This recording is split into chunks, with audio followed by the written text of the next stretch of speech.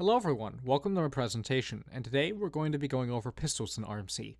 Pistols, or handguns, are a type of weapon that can be effectively used with one hand, along with typically being smaller than long arms like rifles. In general, they're also fairly weaker than their larger relatives, and in return have much less recoil. They are also often found in the hands of civilians, like doctors, for the event that they do need to arm up, being one of the few weapons, along with some machine guns, to be usable without a major accuracy penalty that civilians usually get.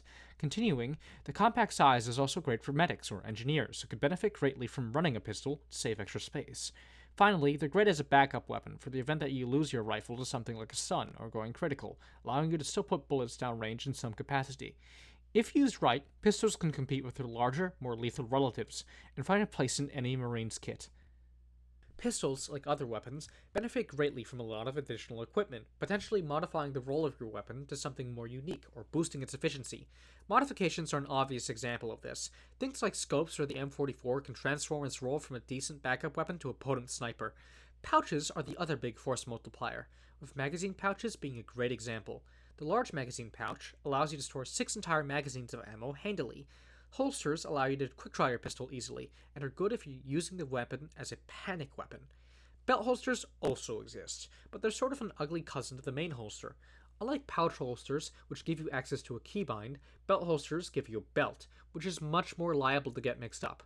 The Engineer Combat Belt is a great example of this, as when you use it, you're likely to shift it around, necessitating regular organization to make sure your quick draws are in order.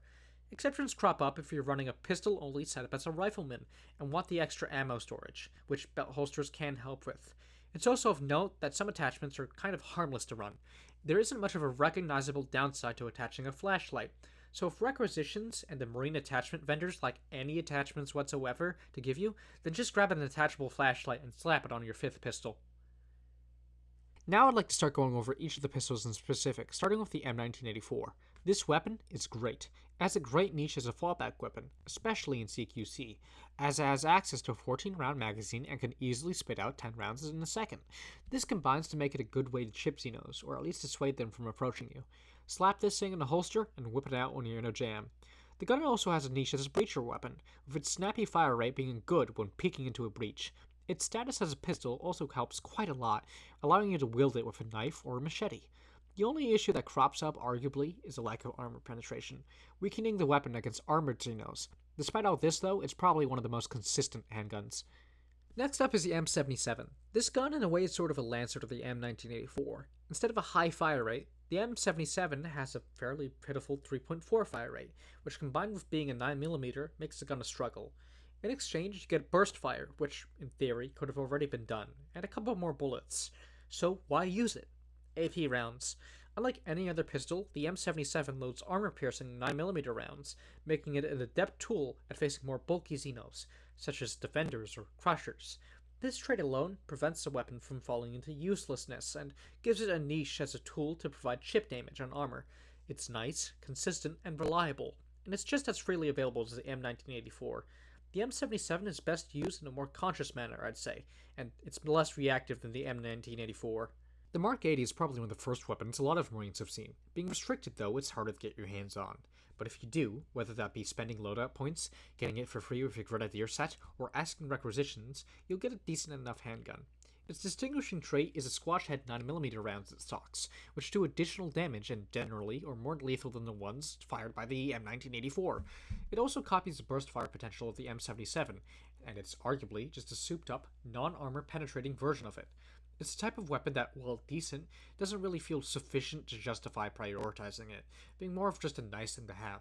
What really deals it in, though, is ammo scarcity.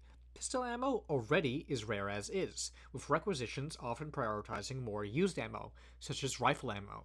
That makes running it as your sole weapon potentially costly, and running out of ammo in the field is a dangerous thing as a Marine.